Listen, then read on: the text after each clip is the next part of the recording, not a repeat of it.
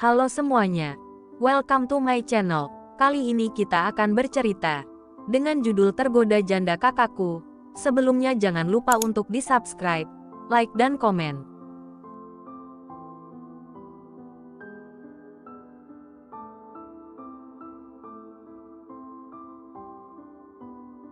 Episode 52, Masa Kelam Arga, Tuan Besar. Petik 2, maaf jika aku sampai mengganggu waktumu, Charlie. Beberapa saat yang lalu, Charlie datang ke kediaman Baskoro sesuai perintah Galih. Pria parubaya itu merasa ada hal yang perlu ia bicarakan dengan sahabat sekaligus orang kepercayaan putranya itu. Mereka berdua berada di ruang kerja Galih saat ini.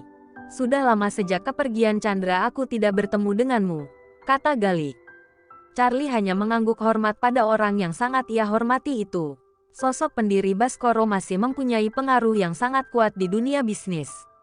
Charlie tetap diam, siap mendengarkan setiap kata-kata pria di depannya. Kau pasti sudah tahu untuk apa aku memintamu kemari. Akhir-akhir ini, banyak gangguan yang muncul. Kalian mungkin bisa menyelesaikan Arifin dengan mudah. Tapi untuk pria satunya, kita harus berhati-hati. Lanjut Galih. Saya tahu, Tuan Besar. Tapi jika tidak diselesaikan dengan segera, hal ini malah akan menjadi duri dalam daging kita. Akan menghancurkan kita secara perlahan-lahan, ucap Charlie. Dari awal, Charlie adalah orang pertama yang bertanggung jawab atas keselamatan keluarga Baskoro.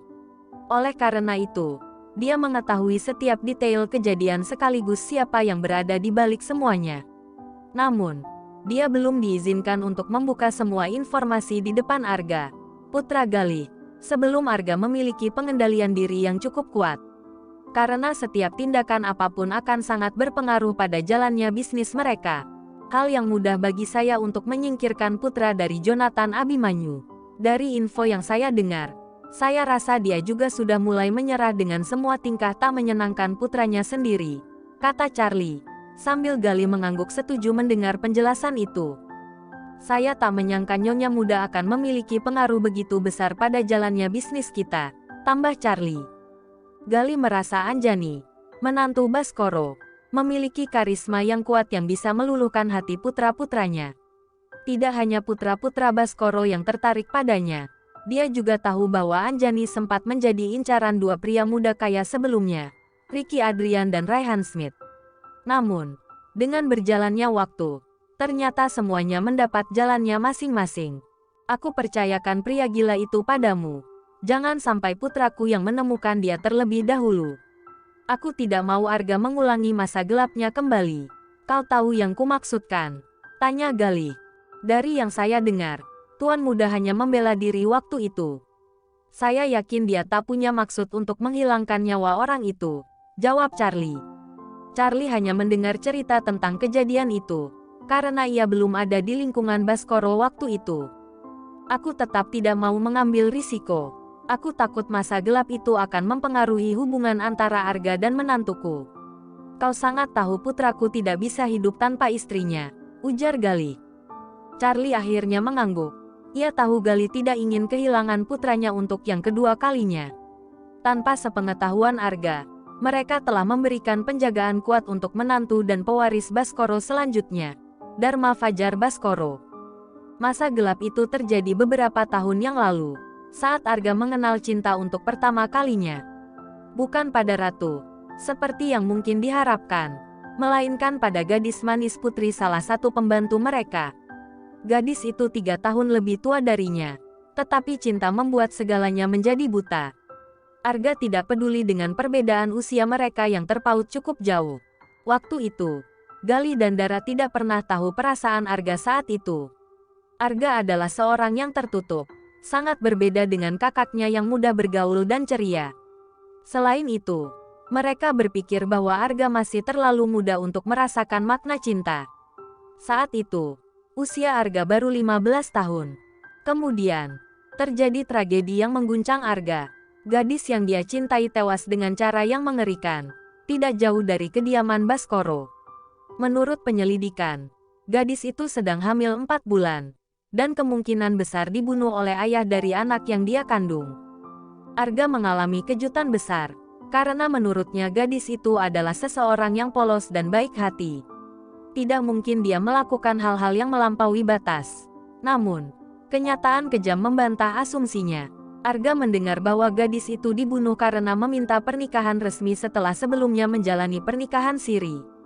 Yang lebih mengejutkan, gadis itu membalas cintanya ketika sudah menjadi istri siri orang lain. Kemarahan Arga semakin memuncak, terutama setelah mengetahui siapa yang berada di balik semua ini. Ada dorongan kuat dalam dirinya untuk menyingkirkan pria itu, karena merasa pria itu ikut andil dalam penipuannya. Namun, Arga masih terlalu muda pada saat itu. Dia bahkan tidak bisa mendekati pria itu, karena pria tersebut memiliki pengaruh yang besar. Orang tuanya kemudian mengetahui semuanya dan menjaga Arga dengan sangat ketat. Gali dan Dara bahkan mendatangkan seorang psikiater untuk berbicara dengan putra mereka. Akhirnya, kekuasaan pria itu runtuh di tangan polisi. Dia dihukum sesuai dengan semua kesalahannya. Namun, suatu malam, terjadi peristiwa yang tidak pernah mereka duga. Pria itu melarikan diri dan ingin membalas dendam pada Gali, yang sebelumnya membantu penyelidikan polisi. Dengan senjata di tangan, pria itu mencoba membunuh Gali tanpa menyadari bahwa ada seorang remaja di belakangnya dengan tatapan bengis yang siap menyerang. Arga menyerang pria itu dengan keganasan, menusukkan pisau berkali-kali hingga pria itu terkapar bersimbah darah. Yang paling mengejutkan adalah wajah Arga yang tampak puas, tanpa ada tanda penyesalan sedikit pun. Sementara itu di sebuah kamar yang luas, seorang wanita dengan tubuh kurus berbaring di ranjangnya, meremas perutnya yang sudah mulai membuncit. Dia sudah menjalani hampir setengah masa kontraknya. Kristen menjualnya selama 1 tahun pada John. Walaupun tidak ada jaminan bahwa pria itu akan memperpanjang masa kontraknya. Ratu ingin segera melewati 1 tahun ini dan segera melahirkan bayi dari pria yang sangat dibencinya itu. Dia ingin suatu hari bisa kembali ke rumahnya dan menganggap semua ini hanyalah sebuah mimpi buruk. Impiannya adalah bertemu dengan putri kesayangannya, Tias, dan tujuan utamanya keluar dari situasi yang mengerikan ini adalah untuk kembali merebut cintanya. Dia ingin mendapatkan hati Arga kembali, tidak peduli apa yang harus dilakukan. Hanya dengan Arga, Ratu merasa dihargai sebagai seorang wanita. Dia bahkan tidak peduli harus berhadapan dengan Anjani, wanita yang saat ini telah menjadi istri sah dari Arga Birawa Baskoro. Ratu selalu merasa trauma ketika mendengar suara pintu terbuka, karena setiap pintu itu dibuka, berarti dia harus menghadapi kemarahan dan kegilaan Rendra. Pria mengerikan itu bahkan tidak peduli dengan kondisinya yang saat ini sedang hamil. Hanya John yang kadang-kadang memberikan sedikit simpati, mungkin karena anak dalam kandungannya adalah cucu pria tua itu. Bangun, deh, ternyata benar. Rendra yang memasuki kamar itu. Seperti biasa, dia selalu berteriak pada Ratu. Aku membayar mahal bukan hanya untuk tidur-tiduran. Kau pikir ini hotel? Hah, makan dan tidur semaumu. Kau bahkan harus membayar tiap butir nasi yang kau makan. Bentak Rendra pada wanita malang tersebut. Baik, mulai sekarang perintahkan pada para pelayan di sini untuk tidak mengirim apapun ke kamar ini, kata Ratu sinis tanpa menatap ke arah pria jangkung itu. Ratu mulai berani melawan kata-kata pedas dari Rendra. Dia tahu bahwa diam saja tidak akan mengubah situasi. Pria itu akan tetap menyiksanya. Kau ingin mati? Tanya Rendra dengan berteriak. Aku sudah mati sejak pertama kali menginjakkan kakiku di tempat terkutuk ini. Jawab Ratu dengan lantang. Tapi aku tak akan pernah membuatnya mudah untukmu, ujar Rendra dengan senyum liciknya. Aku menunggunya. Sayang, tantang Ratu dengan lantang. Walaupun ia berusaha keras menahan rasa takutnya. Rendra mendekatinya sambil melepaskan jubah tidurnya. Dia tersenyum dengan jahat ketika melihat Ratu yang membalas tatapannya. Dia tahu bahwa wanita itu hanya terlihat kuat dari luar. Rendra bisa melihat ketakutan yang masih disembunyikan oleh wanita yang tengah hamil dan berperut buncit itu. Dia sangat membenci Ratu. Tetapi saat melihat tubuh polos dengan perut sedikit membuncit itu membuatnya tergoda. Dia selalu ingin menyentuh tubuh Ratu, karena hanya itu yang bisa meredam dan menghilangkan kekalutan hatinya. Akhir-akhir ini, John benar-benar mengunci aksesnya untuk memerintah orang-orang yang biasanya dia andalkan. Kali ini, Sepertinya harus berjuang sendiri tanpa adanya dukungan dari ayah dan orang-orangnya. Selain itu, beberapa hari ini dia juga tidak bisa menemui wanita impiannya. Waktu itu, mobilnya pernah ditabrak oleh sebuah truk muatan saat ia akan pergi ke toko milik Anjani. Dan pada hari berikutnya, ketika ia ingin mengulang aksinya sekali lagi, mobil sportnya terguling karena ditabrak oleh sebuah Range Rover hitam hingga separuh mobilnya rusak parah. Meskipun kondisinya baik-baik saja, kakinya harus mendapat perawatan saat itu. Dan sampai sekarang ia masih terpincang saat berjalan.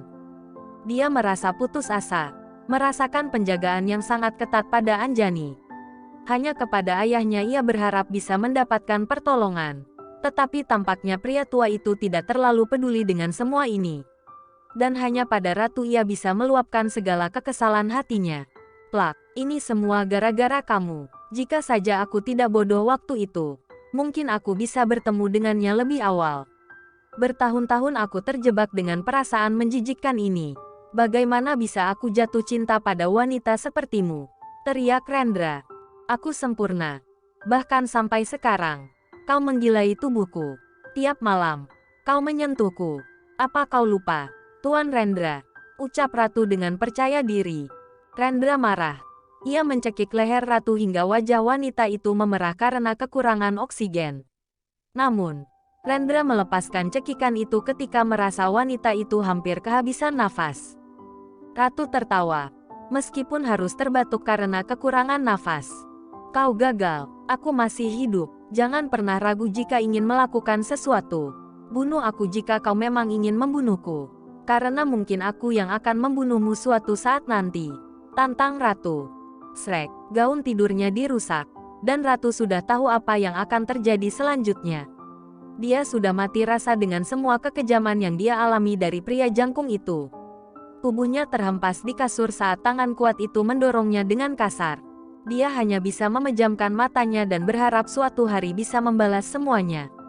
Suatu hari dia akan mendengar jeritan kesakitan dari pria yang saat ini sedang menikmati tubuhnya. Dia akan menguatkan dirinya untuk merasakan manisnya pembalasan atas setiap perlakuan biadab pria itu.